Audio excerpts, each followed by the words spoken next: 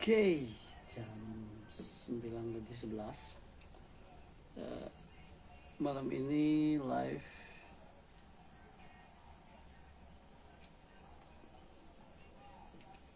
pertandingan Persija bareng Persib juga. Oke, ya.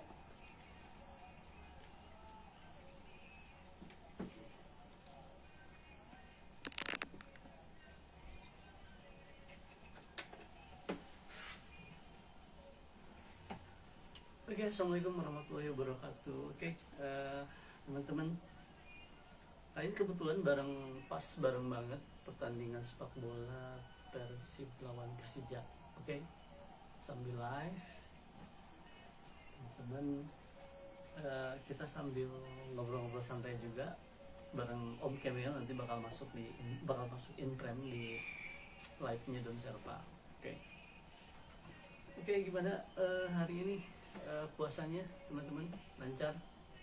Ada hambatan yang begitu berarti atau biasa-biasa saja? Puasanya masih aman? Nggak batal? Oke. Jadi biasanya 1 sampai 10 Ramadan itu biasanya masih penyesuaian. Nanti setelah 10 ke atas itu biasanya udah mulai penyesuaian ya, mungkin dari lambung juga, mungkin juga semua organ tubuh yang ada di dalam itu mulai menyesuaikan, karena memang kita setiap hari selama 1 bulan itu saum Ramadan. Jadi dari subuh ya sampai maghrib tidak makan dan minum. Jadi memang saum itu sebetulnya sehat ya. Jadi memang yang biasanya pagi kita sarapan, kemudian juga siang makan, atau misalnya yang suka cemilan-cemilan, nah ketika masuk Ramadan itu semuanya dicoba untuk tidak sarapan pagi, tidak makan siang, dan cemilan-cemilan lain. Jadi ada beberapa teman-teman yang melakukan puasa untuk diet gitu kan, kemudian juga jadi memang makna puasa ini luas sebetulnya ya, dari segi fisik juga sehat, karena si organ dalam tubuh ini selama beberapa jam dari pagi hingga waktu maghrib tidak makan dan minum. Nah kemudian juga menstabilkan pikiran juga semuanya. Jadi kita selama bulan Ramadan itu semua emosionalnya dijaga gitu kan. Jadi nggak marah-marah, kemudian juga nggak nggak gosipin orang juga gitu kan. Jadi teman-teman diuji semuanya sabarnya gitu kan, kemudian juga diuji ketahanan fisiknya juga gitu kan, supaya kita bisa merasakan ketika kita nggak makan dan minum itu, kita bisa merasakan kaum yang di bawah kita juga ada yang memang kondisinya makannya cuman ada yang 2 hari sekali, ada yang cuman sekali makan gitu kan. Jadi ada fakir miskin juga gitu kan. Jadi memang maknanya luas banget teman-teman puasa ini, karena selain berbagi dengan sesama juga kita juga organ tubuhnya juga dan pikiran juga semuanya belajar untuk mengatur ritme emosinya gitu kan selama bulan Ramadan gitu kan. Nah isu yang dibahas kali ini teman-teman ketika Ramadan, jadi memang ada beberapa teman-teman yang ketika di bulan Ramadan ada yang melakukan pendakian gitu kan, kemudian juga ada yang hiking juga gitu kan, ada yang bersepeda juga, cuma memang waktunya di sore hari gitu kan, kayak gitu.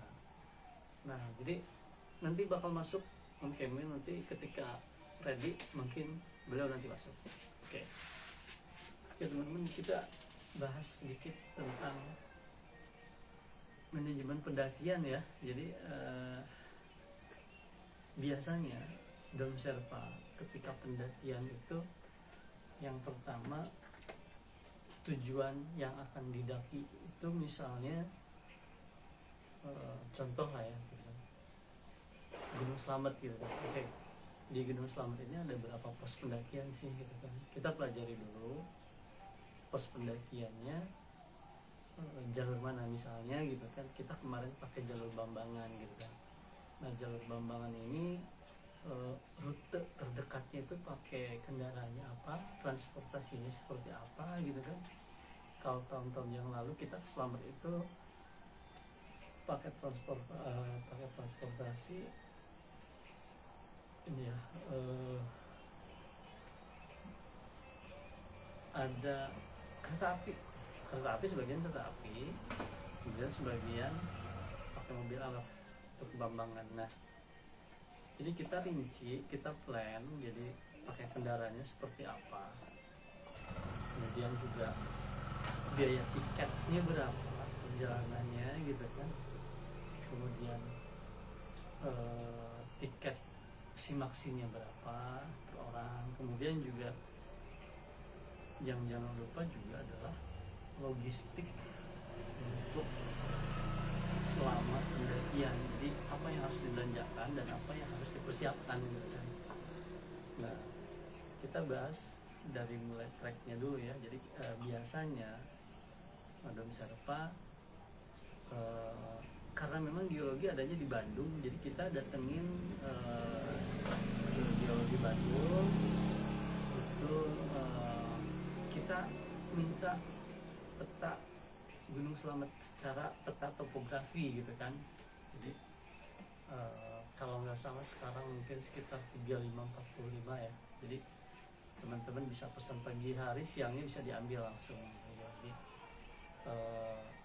yang pertama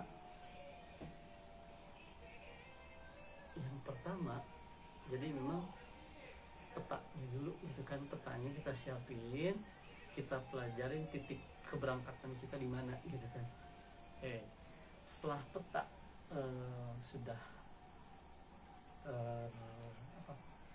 sudah ready gitu kan, sudah ada di tangan kita, itu kita pelajari treknya seperti apa, jalurnya ada berapa pos gitu kan. Nah karena sekarang emang zamannya udah canggih, jadi biasanya sekretnya Gunung Slamet itu ada di Instagram gitu kan. Jadi teman-teman bisa kontak via Instagram ke pos sekretnya Gunung Slamet kan. Kemudian tiketnya berapa, kemudian juga simaksinya seperti apa gitu kan.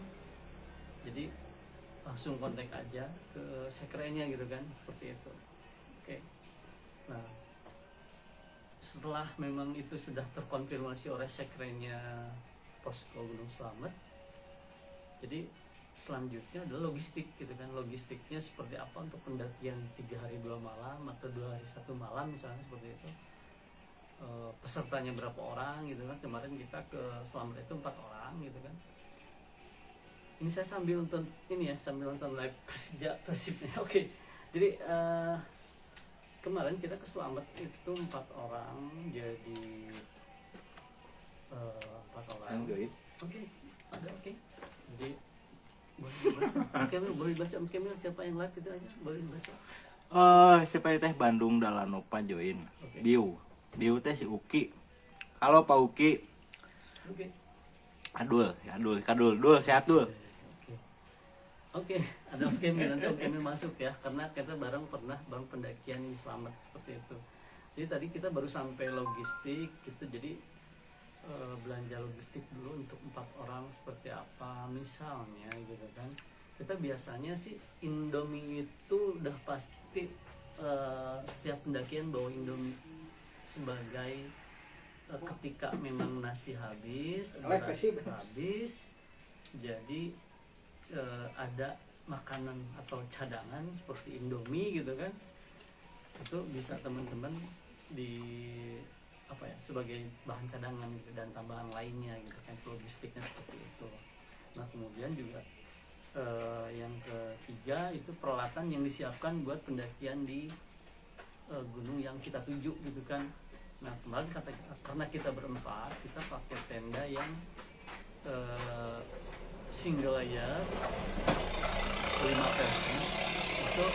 Jadi biasanya ya memang sih bagusnya ketika jumlah peserta pendakian 4 orang, tendanya isi 5. Jadi satunya lagi itu untuk space carrier atau barang-barang yang memang kita simpen dalam tenda gitu kan, seperti itu. Nah kenapa sih selalu bawa tenda single layer? Jadi tenda single layer itu ringan gitu kan. Kemudian juga saya selalu bawa flysheet, jadi di atasnya selalu pakai flysheet. Memang yang lebih ringkas lagi, memang sebetulnya ada ultralight dan ada juga yang tenda double layer ya.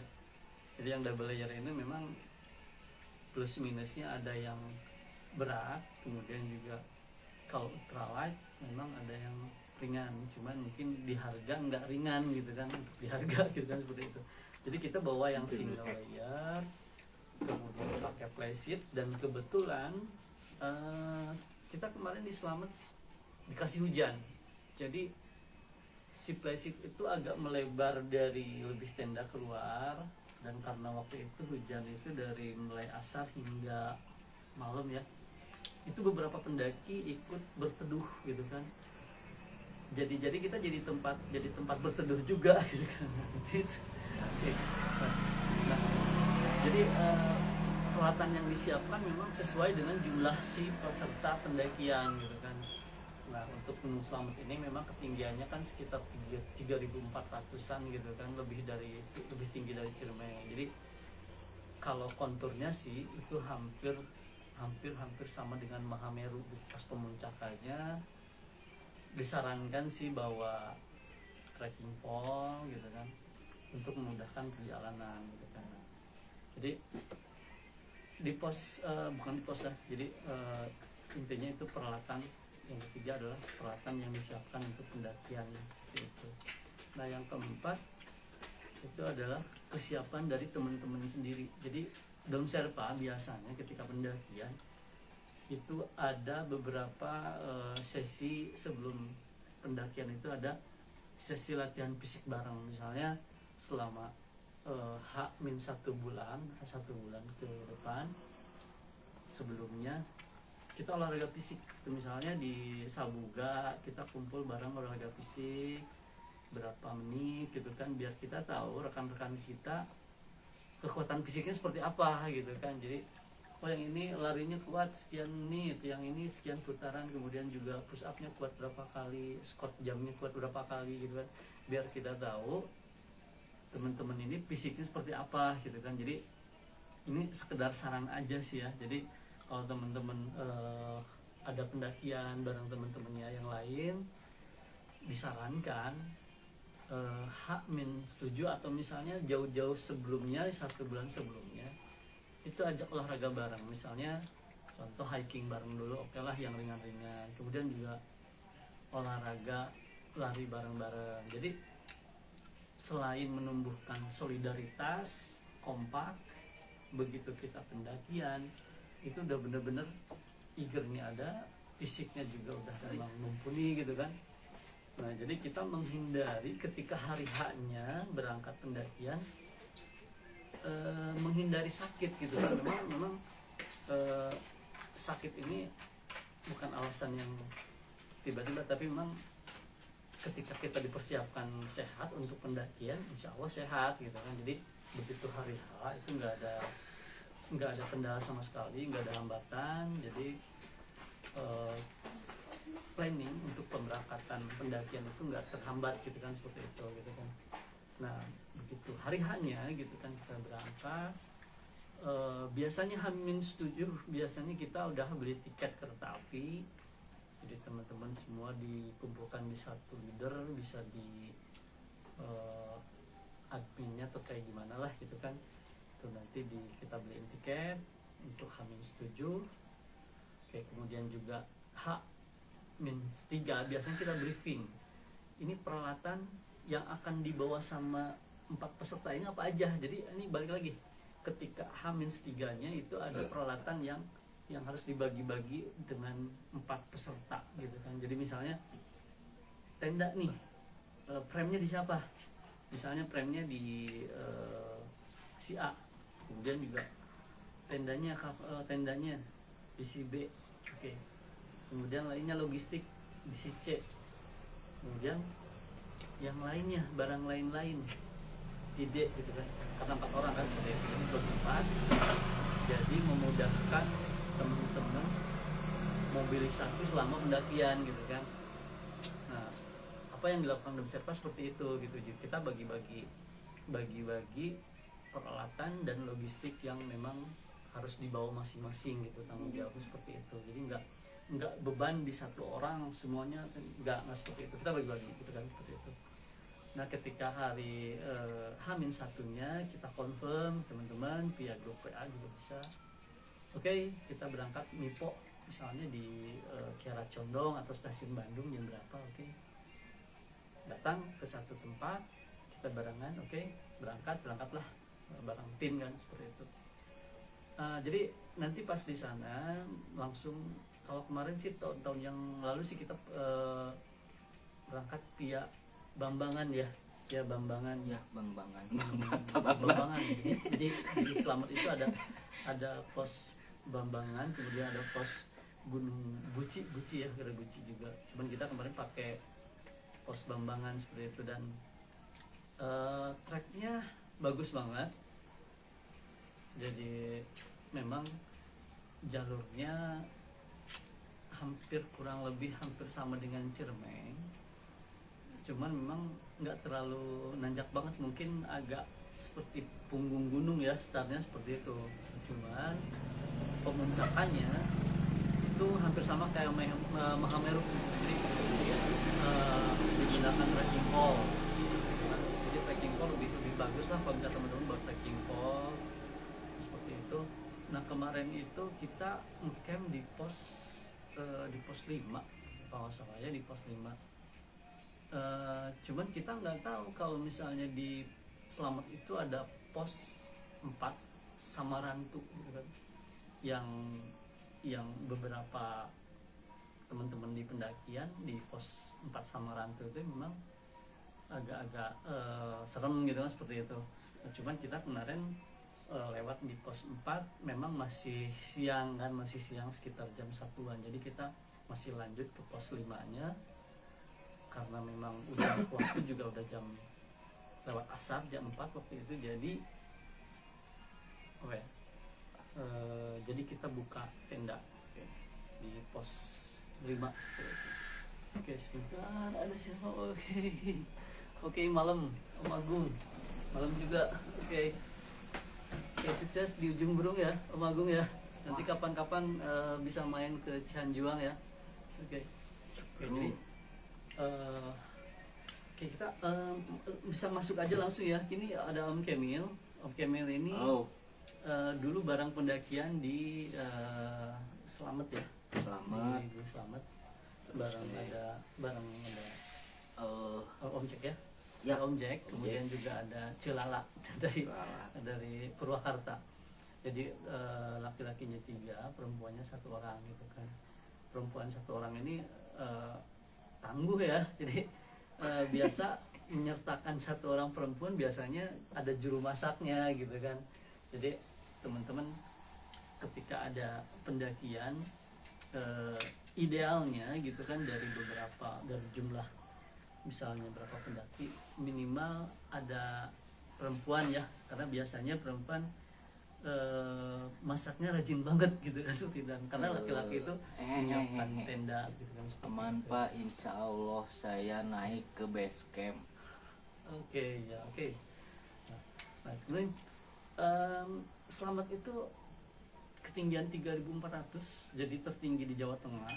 Jadi memang teman-teman membutuhkan fisik yang bagus ketika teman-teman udah pernah mendaki minimal Gunung Gede misalnya. Itu kalau udah pernah ke Gunung Gede, insya Allah ke Gunung Slamet kuat lah ya. Kata memang 3.400 ini the next levelnya setelah Gunung Gede, setelah Gunung Ciremai, baru ke Slamet gitu kan. Kalau biasanya sih ke Mahameru, cuman Mahameru sekarang sedang erupsi, jadi memang nggak ada akses dan belum ada permit juga dari pihak perhutani, kemudian juga dari pihak geologi juga masih erupsi ya seperti itu. Jadi memang untuk tahun-tahun ini teman-teman bisa arahkan pendakian ke Gunung Slamet, kemudian juga ada Merbabu, ada Arjuno gitu kan, kemudian juga saya beres Agung di Cisasawi sama tapi Rinjani. teu mampir euy, Sampai tuh, hampir dihack. woi sampai di hack. Saya beres di Cisawi. Oh ya ya ya, padahal mampir om. Gitu. sorry. Jadi, karena namanya hampir dihack, jadi kita juga dihack gitu kan, nggak tahu mampir padahal mampir. Nah, kita buat teman-teman yang lagi di sekitaran Cimahi atau di sekitaran Cianjuang, teman-teman bisa mampir ke Cisasawi. Kita live sekitar setengah jam atau 1 jam. Jadi kita membahas manajemen pendakian ya sebetulnya. Jadi Om Kamil dulu waktu kita pendakian ke Slamet, itu persiapannya itu apa aja kira-kira kemarin? Aduh, berhubung udah lama pisan kan ya. Udah lama banget ya sebetulnya. Saya jarang ikut lagi ke Bapak Dom pendakian, jadi sedikit agak lupa. Yang pasti sih persiapannya itu ya itu deh. Yang pasti mah niat dulu mungkin ya, niat sama fisik di ini dulu lah. Sebelum pendakian tuh biasanya kan kita selalu rutin apa yang namanya tuh? Iya, rutin olahraga lah gitu. Ya memang betul ya. Jadi niatnya dulu teman-teman, ketika punya niatan positif fix untuk Ya, pendakian, positif. teman-teman mungkin yang belum berkeluarga bisa izin sama keluarganya gitu kan, dan yang sudah berkeluarga bisa izin dulu sama buka poldanya gitu kan. Jadi pendakian Gunung Slamet memang hampir sama dengan pendakian yang Lain yang lainnya yang sama, tinggi ya, iya. sebetulnya hampir sama aja gitu kan, seperti itu.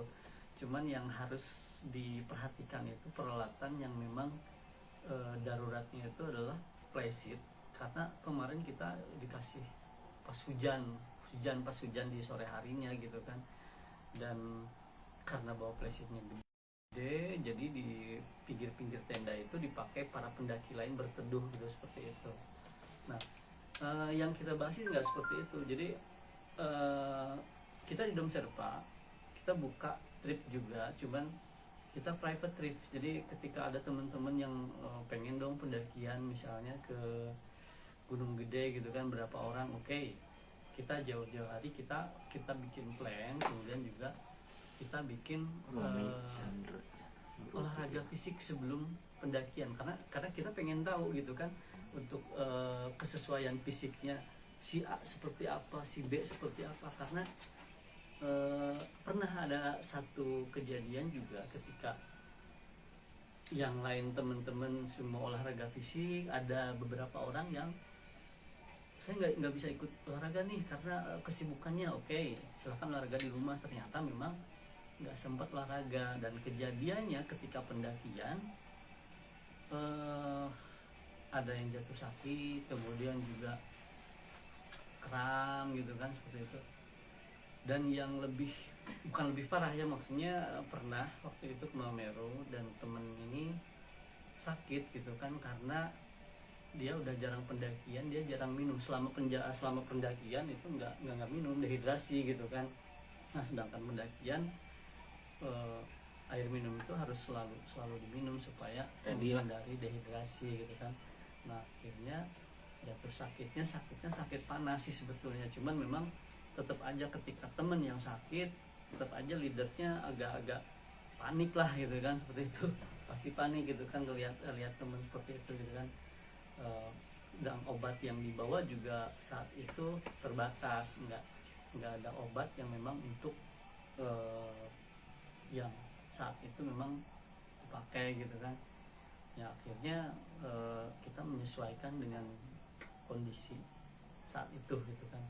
Nah kalau yang kemarin di Slamet sih alhamdulillah kita semua sehat walafiat. Jadi karena memang sebelumnya kita olahraga fisik dulu gitu kan. Jadi supaya teman-teman yang hari ini join ya. Jadi kalau misalnya teman-teman ada pendakian gitu kan, disarankan disarankan olahraga hamin ya sebulan sebelum lah gitu lah. Jadi supaya memang fisik kita menyesuaikan, kompaknya di mana gitu kan, solidnya seperti apa. Jadi untuk ke hari H itu benar-benar menggebu-gebu dan fisik bisa terjaga gitu kan, seperti itu kan. Ya kurang lebih seperti Itu itu. sih. Jadi intinya sih Dom Sherpa bukan trip, cuman kita private trip. Jadi misalnya teman-teman ada 5 orang, oke, kita bantu guidein. Cuman ada satu persyaratan yang harus dilalui, yaitu ada olahraga fisik. Kita pengen penyesuaian Supaya nggak kaget ya. supaya nggak kaget. Yang kedua juga kita pengen tahu gitu kan, untuk kondisi fisik si ACB ini punya penyakit berat enggak gitu, karena takutnya ketika di gunung pendakian mengalami sakit gitu kan. Jadi tidak diinginkan lah. hal-hal yang tidak diinginkan gitu kan. Jadi itu aja sih sebetulnya buat data kita gitu untuk pendakian. Karena teman-teman ada yang nanya kan, kenapa sih nggak buka open trip gitu. Kalau open trip itu kan bukannya untuk umum kan, memang seperti itu. Dan open trip itu nggak bertanggung jawab ketika hal-hal yang terjadi di sana seperti apa. Itu agak-agak masih di luar dari tanggung jawabnya ya. Jadi karena ada beberapa teman-teman yang mungkin ketika ikutan open trip ada yang belum pernah pendakian, ada yang baru pendakian 1 kali. Jadi disarankan boleh open trip, tapi ini private trip gitu kan. Jadi sok kemana sih maunya, tujuannya kemana gitu kan. Nanti kita bantu bikin manajemen pendakiannya seperti apa, kemudian biayanya seperti apa, transportasinya seperti apa, kayak gitu. Jadi memudahkan teman-teman lah kayak gitu. Kalau misalnya ya, om pengen dong misalnya pendakian ke sini bareng sekian orang, boleh nanti kita bantuin. Misalnya dari mulai peralatannya, carrier-nya gitu kan, Segala rupanya lah semuanya gitu kan, dari mulai sepatunya juga oke, kita siapin. Kalau memang pengen langsung gitu seperti sama sih. Jadi di beberapa seperti di Everest juga kan ada serpa juga kan, memang mereka semuanya ready peralatan gitu. Jadi teman-teman tinggal pakai aja seperti itu gitu kan. Ketika ada yang udah punya sih oke, bisa gitu kan. Jadi teman-teman boleh nanya-nanya DM via adminnya seperti itu. Misalnya tahun ini pengen dong misalnya pendakian ke sini, boleh nanti kita coba bantu seperti apa gitu kan, kayak gitu. Jadi nah cuman memang untuk pendakian biasanya, kalau untuk Dom Sherpa sendiri biasanya kita setahun sekali. Kalau untuk camping ya sebulan sekali. Setahun sekali itu pendakian berat ya. Pendakian berat setahun Pendakian sekali. Untuk 3 bulanan sih biasanya pendakian Ringan ya? yang ringan yang di Bandung lah ya, seperti itu. Jawa Barat. Ya gitu. Jadi biasanya kita ada pendakian berat itu 1 tahun 1 kali gitu kan, seperti itu. Cuman yang agenda 1 bulanan biasanya camping gitu kan, camping yang 1 malam aja biasa. Itu biasa dilakuin biasa sih tiap minggu sih cuman ngopi aja, tektok gitu kan. Kalau misalnya tiap bulan biasanya ada campingnya seperti itu. Jadi ya kalau teman-teman yang mau join camping mah enggak. Oke, untuk saat ini yang Ramadan ada jadwalnya sih ya, saya belum dipublish. biasanya kita camping Ramadan di 15-16 Ramadan atau misalnya di 19-20 Ramadan gitu. Karena apa?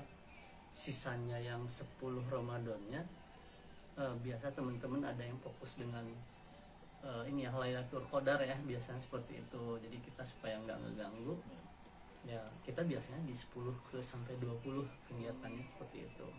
Terus sih itu barangkali ya. Nurul Fatihah, Momi, Queen.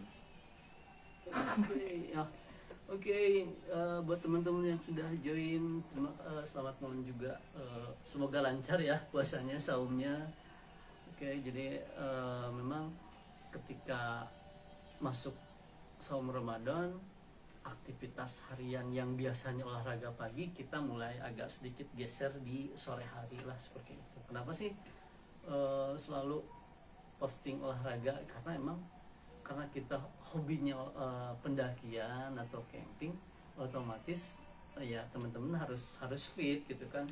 Mau teman-teman olahraga, mau fitness kayak, mau misalnya mau running kayak, mau renang gitu kan, atau misalnya sepedahan, bebas gitu kan. Yang penting ketika teman-teman pas melakukan hobi itu nggak sakit, nggak cepet, nggak mudah sakit, nggak mudah lelah gitu kan.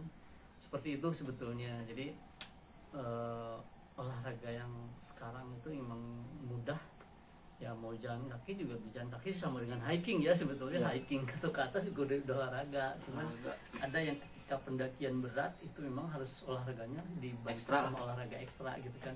Kalau sekedar hiking doang itu sebetulnya udah olahraga gitu kan, seperti itu. Jadi biasanya ketahanan fisik itu ada di sepeda gunung, kemudian juga lari maraton gitu kan, seperti itu. Nah jadi balik lagi, jadi di manajemen pendakian itu memang nyempil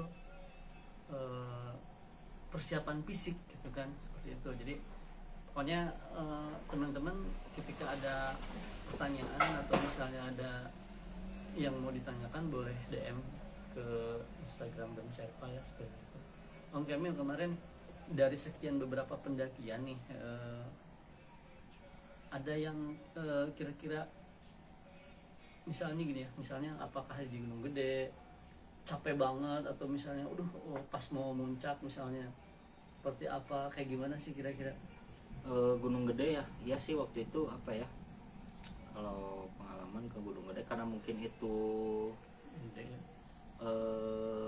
apa namanya tuh, perdana ya ke Gunung Gede. Perdananya Om Kamil ini bareng Dem Sherpa ke Gunung Gede gitu. Jadi via Cibodas turun ke Putri ya. Okay.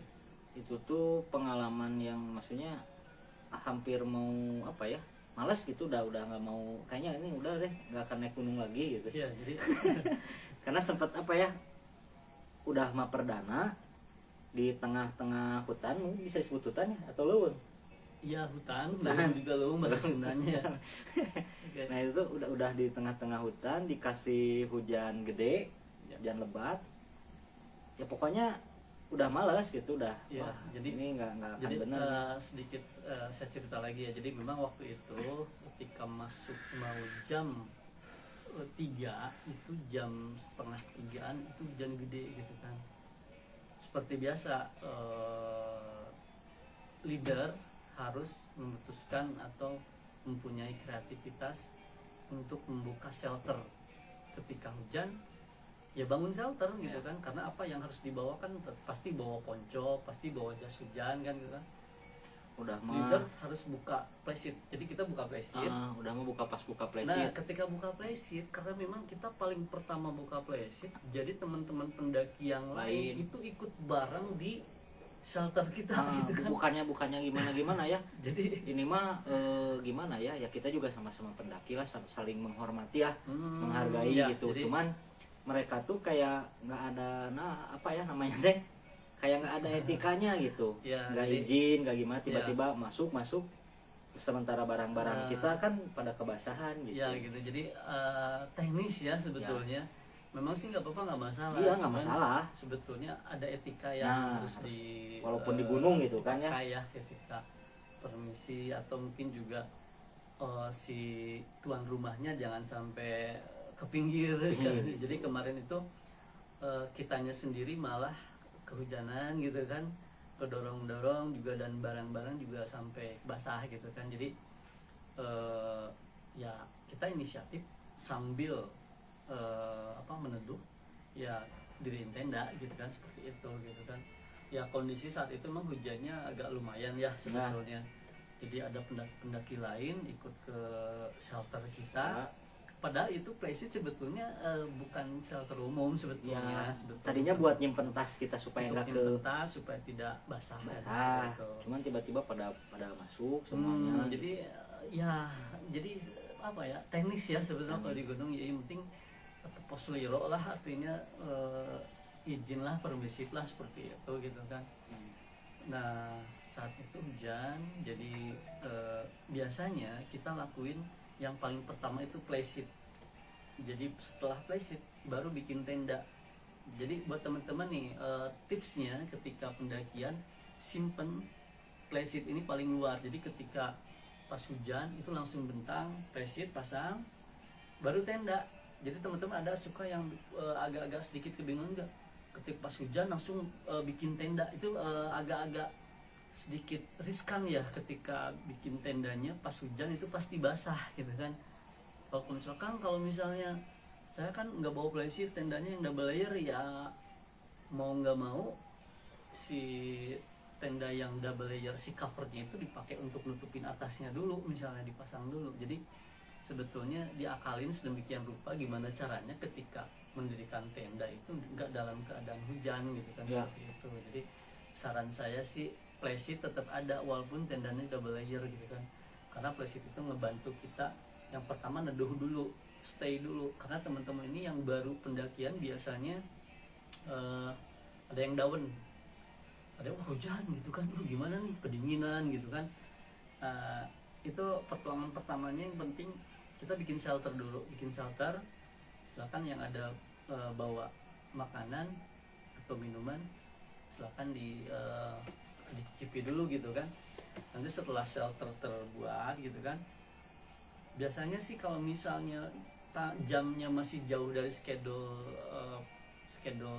bikin buka tenda, biasanya sih kita buka kopi, menghangatkan tubuh untuk semangat lagi melanjutkan pendakian ke atas gitu kan. Nah kebetulan kemarin karena masuk jam 3 udah mulai sore, itu biasanya kita biasanya buka tenda tuh jam 4, tapi karena dari jam 3 udah hujan terus-terusan, ya udah akhirnya kita putuskan stay waktu itu kalau di Gunung Gede setelah pos air terjun air panas gitu kan.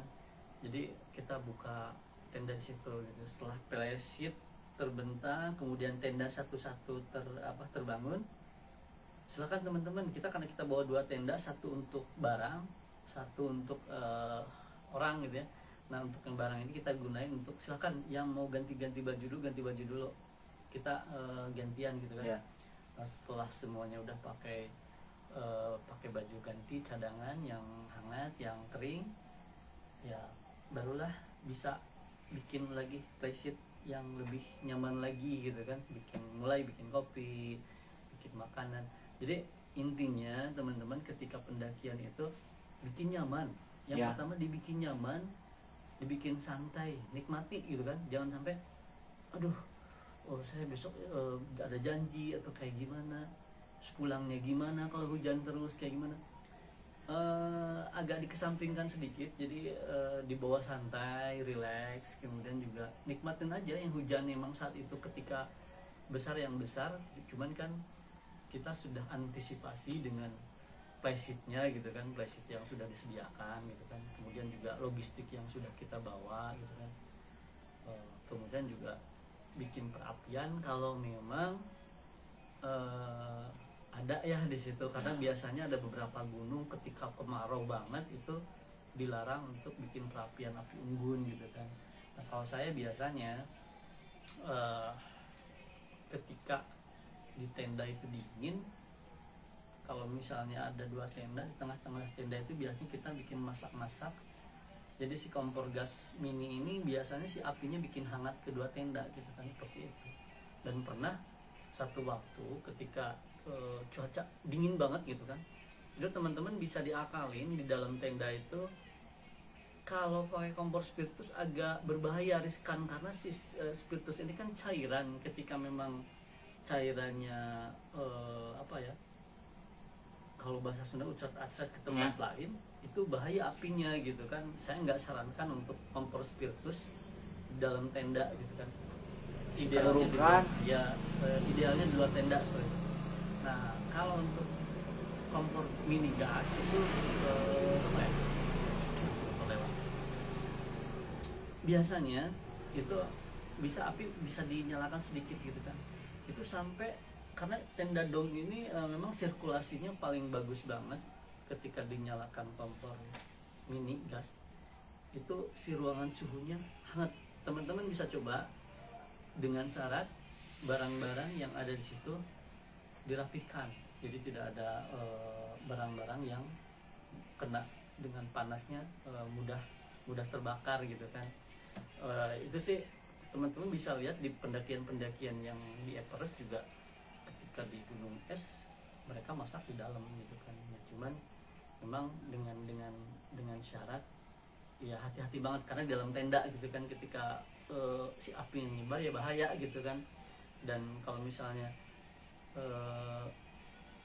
kita kalau misalnya peralatan itu yakin yang punya kita, ya kita harus yakin ketika kita nyalain di dalam tenda aman gitu kan.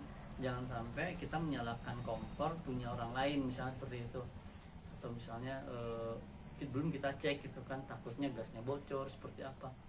Jadi sebelumnya memang harus dicek dulu di luar gitu kan. Nah saya pernah lakuin itu ketika pendakian Ciremai ya, karena dingin banget suhunya sampai -3 derajat gitu kan. Akhirnya apa, saya nyalain kompor. Dan itu adalah satu tips ketika kedinginan di dalam tenda, itu saya biasanya nyalain kompor mini gitu kan, kompor gas mini kecil gitu kan. Kalau misalnya memang sambil mau masak Indomie atau kopi ya lebih bagus lagi. Biasanya tubuh itu kan supaya bergerak, ada masukan yang hangat-hangat, dia bisa pulih kembali. Jadi nggak kedinginan gitu terus kan, seperti itu. Jadi bisa hangat lah. Untuk mencapai kehangatan seperti itu dibutuhkan ya ngopi, teh manis, atau makanan, atau Indomie. Itu biasanya kejadiannya di jam 1 malam atau jam 2 dini hari. Biasanya itu udah posisi puncaknya dingin gitu kan, seperti itu. Nah itu tips yang barusan. Yang pertama tadi ada playset ya, playset caranya, playset duluan gitu. Kemudian juga yang kedua itu ketika teman-teman kedinginan itu di dalam tenda bisa bikin perapian kecil pakai kompor gas seperti itu. Kemudian juga kalau misalnya nih apa sih yang bikin bugar ketika besok pendakian bugar gitu kan, seperti itu. Kalau saya biasanya untuk makan malam seperti biasa ya, jadi makan malam bisa terpenuhi gitu kan. Yang penting makan malam udah terpenuhi. Kemudian juga teman-teman boleh bawa cemilan-cemilan lain, misalnya coklat atau apa gitu kan. Dan kalau obat-obatan itu kan disarankan bawa obat-obatan. Kalau kita biasa pendakian yang kita bawa tuh ada antangin atau tolak angin, kemudian juga ada fresh care, ada misalnya ada obat promah gitu kan, kemudian juga ada obat supaya anti mencret juga, kemudian juga ada Neuralgin. Jadi Neuralgin ini teman-teman yang pegel-pegel atau misalnya agak sedikit pusing-pusing, itu bisa pakai obat Neuralgin, cuman dengan syarat harus makannya agak berat. Jadi misalnya ada nasi lah, atau pokoknya agak berat, karena si obat ini agak-agak lumayan keras ya. Cuman itu pas begitu paginya bangun itu seger banget. Jadi biasanya pegal-pegalnya hilang gitu kan. Terus juga si sakitnya juga kalau memang sakit tuh bisa hilang insya Allah, seperti itu. Nah cuman kalau sehat ya saya sih nggak menyarankan untuk ketergantungan dengan si obat ini gitu kan. Kalau saran saya sih antangin aja boleh, atau misalnya jahe, minuman jahe boleh, seperti itu untuk jaga ini aktif apa supaya tubuh pas pendakian bangun pagi itu tetap fit seperti itu gitu. Jadi maksudnya supaya teman-teman pas besok pagi itu masih ada tenaga kan, seperti itu. Nah yang di Gunung Gede ini kita campnya 3 hari 2 malam. Jadi ada sesi campnya di Surken ya, Surya Kencana ya, ya Surya Kencana. Jadi dulu masih bagus banget, dan alhamdulillah via IG kemarin karena mungkin volume debit hujannya mulai hujan terus, jadi di Surya Kencana ini si sungainya udah mulai mengalir lagi gitu. Teman-teman bisa mengambil air untuk minum dan masak-masak lainnya itu di Surya Kencana gitu, seperti itu. Nah itu yang paling mengesankannya sih sebetulnya di Surya Kencana, karena memang kita di padang savananya Gunung Gede dan Pangrango seperti itu. Jadi semua gunung tuh ada karakteristiknya yang beda-beda. Jadi kalau teman-teman memang pemula, saya sarankan sih memang paling pertama bisa sih ke Gunung Gede gitu kan. Nah Gunung Gede ini memang ada beberapa ranger yang menyediakan fasilitas simaksi seperti itu. Cuman kalau misalnya teman-teman Kang minta dong misalnya simaksinya Gunung Gede, boleh DM aja, nanti kita kasih ranger yang di sana yang biasa ngurus simaksinya di Gunung Gede gitu kan, seperti itu. Oke teman-teman, jam waktu menunjukkan jam 21.58, hampir jam 10. Ada yang kira-kira ada teman-teman yang mau ditanyakan, boleh mangga DM. Oke. Om Kemil, ada yang mau disampaikan kira-kira sebelum saya tutup? Kayaknya apa ya, bingung ngomong apa. Oke, belum persiapan. Insya Allah sih mungkin minggu-minggu depan Dem Sherpa bakal camping Ramadan, karena memang kita udah coba di tahun-tahun yang sebelumnya, ternyata memang nikmat juga gitu kan. Kita sorenya buka bareng ya, udah jadi jam 3 itu udah ada di posisi, kemudian juga tarawehnya barengan dan sahur di alam gitu kan. Mungkin bagi beberapa orang, wah mendingan di rumah dong, mendingan di masjid dong, ya betul sebetulnya. Cuman kita coba tadabbur alam pas camping Ramadan, di pas sesi Ramadan. Oke, kita ini dulu sambut dulu teman-teman. Ada Kang Roni Chandrayana, wah keren Kang Roni, sehat selalu ya Kang Roni. Oke. Ada Nurul Fatihah, selamat malam juga. Ada Momi Queen Almira, oke, selamat malam Momi Queen. Ada Mo Sambas, oke, Mo Sambas, oke, ada Kang Sambas juga. Kang Sambas, ini kapan kita mau sahur bareng di alam? Oke, nanti coba kabarin aja.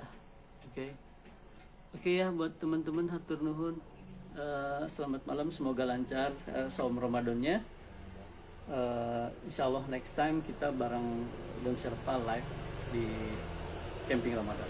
Oke. Assalamualaikum warahmatullahi wabarakatuh.